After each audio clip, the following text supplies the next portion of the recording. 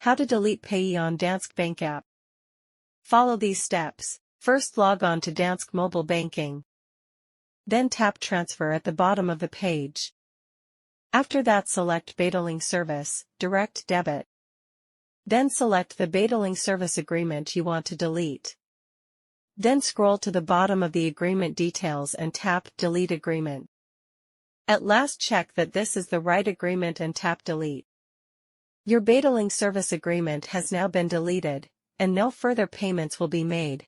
Note that you can delete a Betaling Service agreement until 4 p.m. on the preceding business day for the next payment.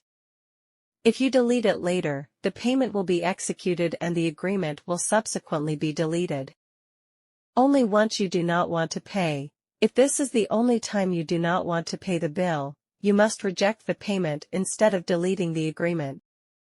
Contact customer support if you need more help. Thanks for watching.